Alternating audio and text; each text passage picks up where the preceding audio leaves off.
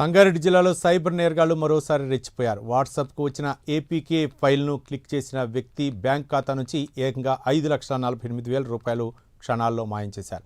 సంగారెడ్డి జిల్లా Kanchi police station పరిధిలోని ఏన్కెమురి గ్రామానికి చెందిన ఓ వ్యక్తికి యోనో యాప్ అప్డేట్ పేరుతో వాట్సాప్లో ఏపీకే ఫైల్ వచ్చింది.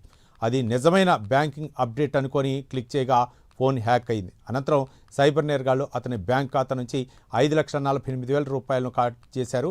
ఈ ఘటనపై స్పందించిన కంటి CI Venkatareddy WhatsApp, social media ద్వారా వచ్చే ఏపీకే ఫైళ్లు, లింకులను ఎట్టి పరిస్థితుల్లోనూ క్లిక్ చేయొద్దని ప్రజలను హెచ్చరించారు.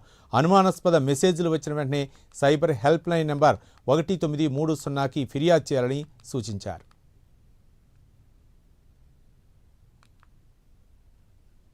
కంటి మండలం ఎంకెమూరు గ్రామానికి చెందినటువంటి వ్యక్తి అతనికి వాట్సాప్ లో ఎస్బీఐ ఎనో యాప్ అప్డేట్ చేయాలని చెప్పేసి ఒక ఏపీకే ఫైల్ పంపించడం జరిగింది. సైబర్ నేరగాడు అతను అప్డేట్ చేయాలనుకొని ఇమీడియట్ గా దాన్ని క్లిక్ చేయడం జరిగింది.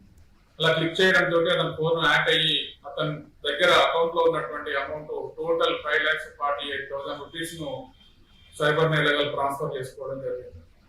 సో అనవసరంగా ఏపీకే ఫైల్స్ క్లిక్ చేయొద్దు. దయచేసి ఏ ఏపీకే ఫైల్స్ కానీ యాప్స్ అప్డేట్ చేయాలని చెప్పేసి, ఏదన్నా ఏపీకే ఫైల్స్ వచ్చినా లేదా అకౌంట్ అప్డేట్ చేయాలని చెప్పేసి, కేవైసీ అప్డేట్ చేయాలని చెప్పి, ఇలా ఏ విధంగా ఏపీకే ఫైల్స్ వచ్చినా ఎవరు కూడా బ్యాంక్ సంబంధించిన క్లిక్ చేయకండి. ఏదైనా ఉంటే బ్యాంక్ వెళ్ళి తెలుసుకోవాలి.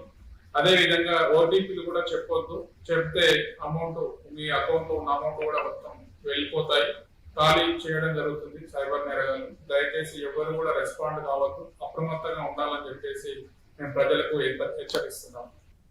కంటి మండలం ఎంకెమూరు గ్రామానికి చెందినటువంటి వ్యక్తి అతనికి వాట్సాప్ లో ఎస్బీఐ ఎనో యాప్ అప్డేట్ చేయాలని చెప్పేసి ఒక ఏపీకే ఫైల్ పంపించడం జరిగింది. సైబర్ నేరగాలు అతను అప్డేట్ చేయాలనుకొని ఇమీడియట్ గా దాన్ని క్లిక్ చేయడం జరిగింది.